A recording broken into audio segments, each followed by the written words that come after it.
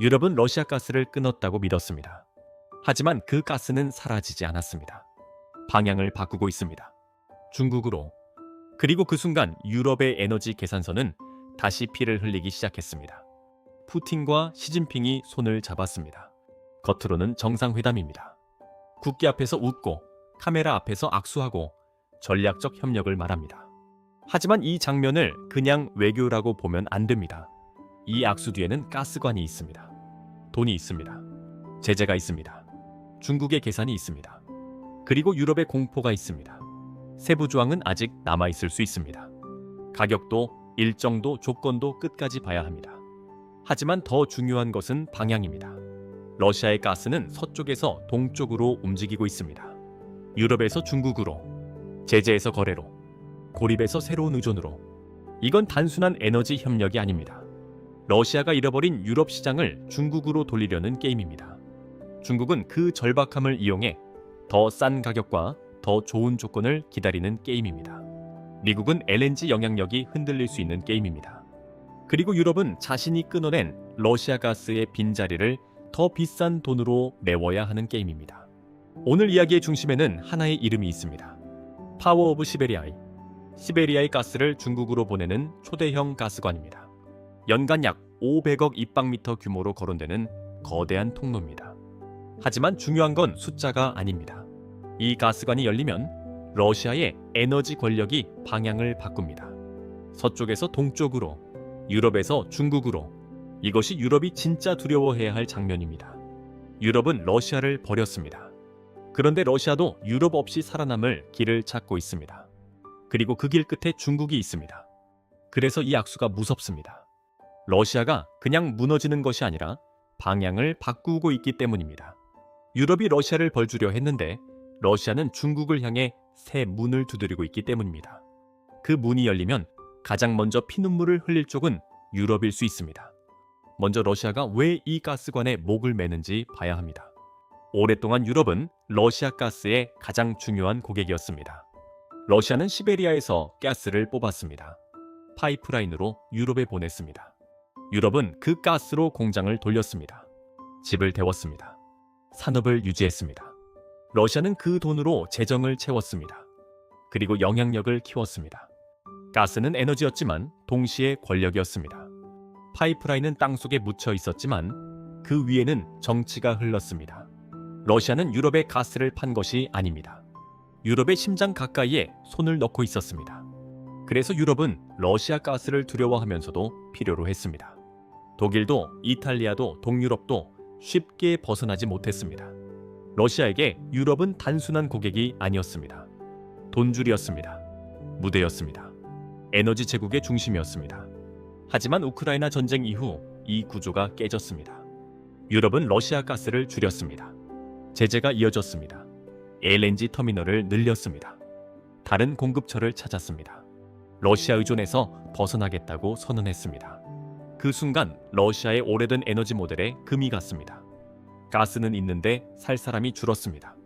파이프라인은 있는데 문이 닫혔습니다. 이것이 러시아의 진짜 문제였습니다.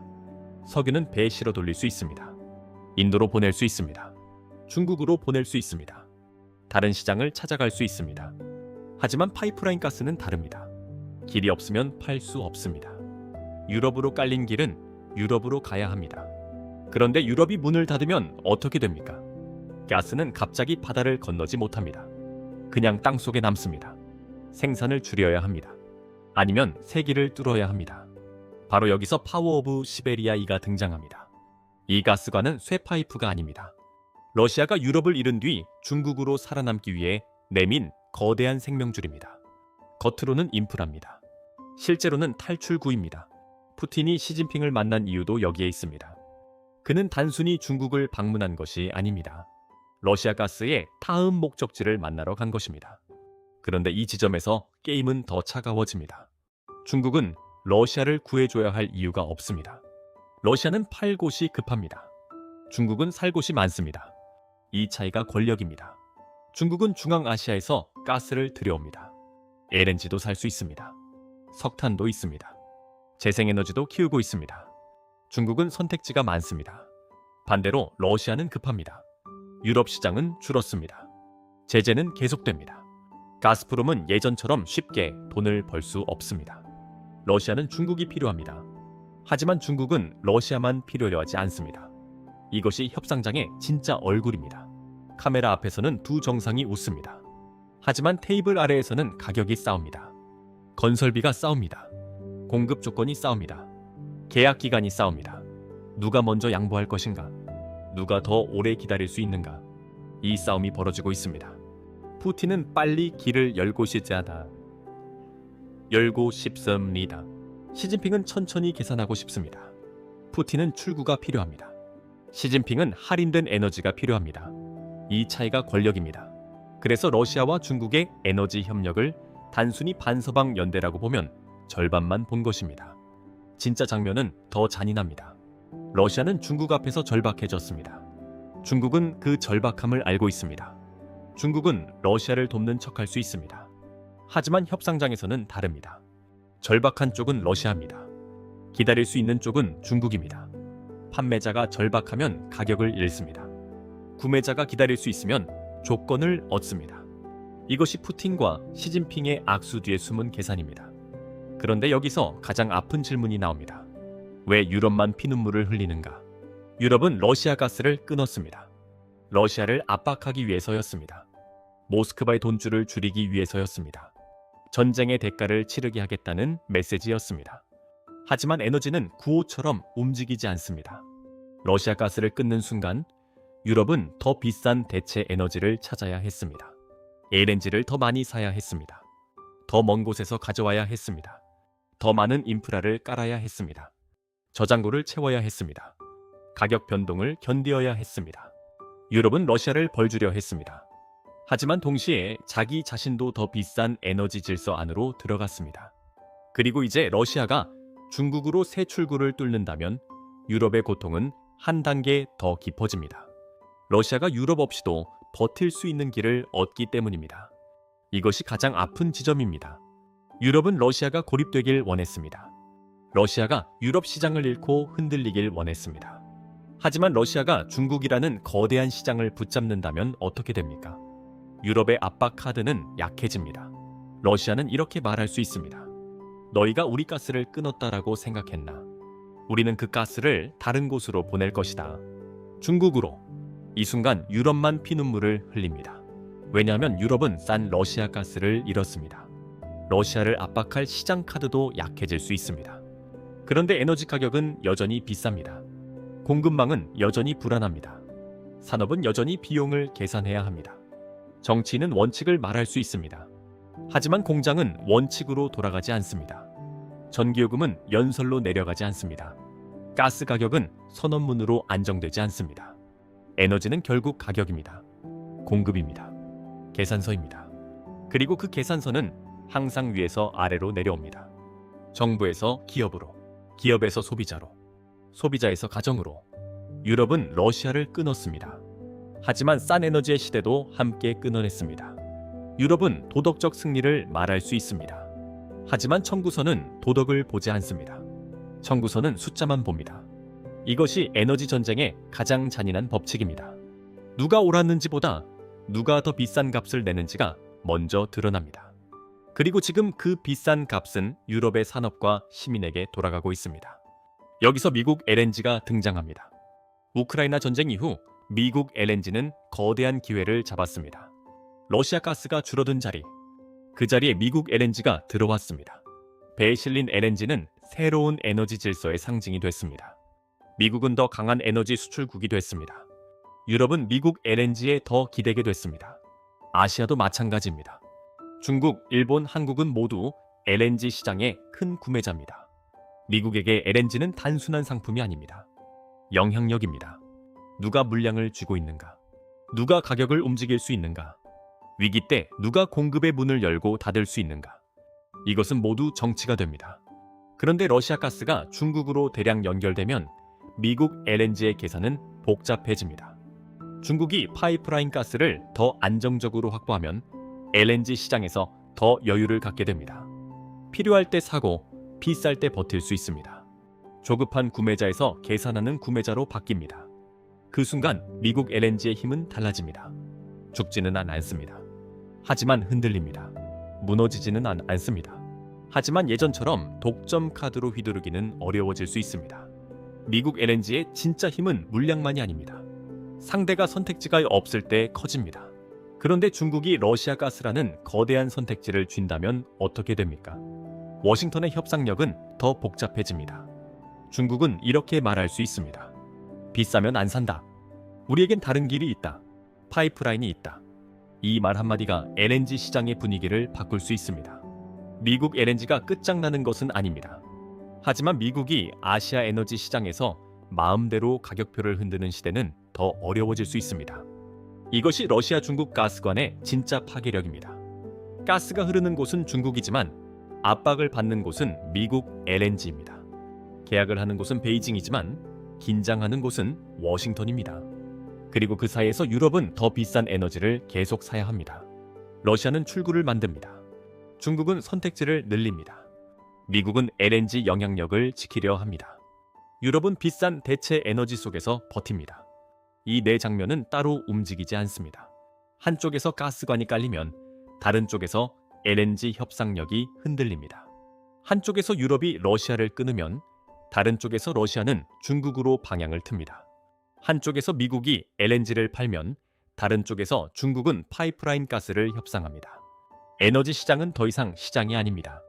서로의 목을 조르는 긴 전선입니다. 그런데 푸틴의 카드는 여기서 끝나지 않습니다. 남쪽에는 중국으로 가는 가스관이 있습니다. 북쪽에는 얼어붙은 바닷길이 있습니다. 북극 항로입니다. 이건 단순한 항로 이야기가 아닙니다. 러시아가 서방에 던진 차가운 미끼입니다. 스웨즈, 운하, 홍해, 호르무즈 해협. 이 이름들은 세계 무역의 목줄입니다. 이곳이 흔들리면 배는 돌아가야 합니다. 시간이 늘어납니다. 연료비가 늘어납니다. 보험료가 올라갑니다. 운임이 오릅니다. 결국 물가가 오릅니다. 그리고 유럽은 이 고통을 이미 알고 있습니다. 멀리 돌아가는 배, 비싸지는 물류비, 불안한 공급망, 정치인이 말하는 원칙과 기업이 보는 비용 사이의 간극. 러시아는 바로 그 틈을 봅니다. 서방은 제재를 말합니다. 나토는 안보를 말합니다. 유럽은 원칙을 말합니다. 하지만 기업은 비용을 봅니다. 더 짧은 항로, 더 낮은 운송비, 더 빠른 연결. 이 유혹 앞에서 원칙은 흔들립니다. 러시아가 북극을 말하는 이유가 여기에 있습니다. 북극은 얼음이 아닙니다. 돈입니다. 항로입니다. 기술입니다. 협상 카드입니다. 러시아는 강력한 쇄빙선 능력을 갖고 있습니다. 하지만 모든 것을 혼자 할 수는 없습니다. 북극 LNG, 특수 선박, 해양 장비, 첨단 기술. 이 영역에는 서방과 북유럽의 기술이 여전히 중요합니다. 그래서 러시아가 북극을 열어 보이는 것은 호의가 아닙니다. 미끼입니다. 돈을 벌고 싶은가? 더 짧은 길을 원하는가? 러시아 없이 이 길을 쓸 수 있는가? 러시아는 이렇게 묻고 있습니다. 이 카드는 나토를 당장 무너뜨리는 카드는 아닙니다. 하지만 균열을 시험하는 카드입니다.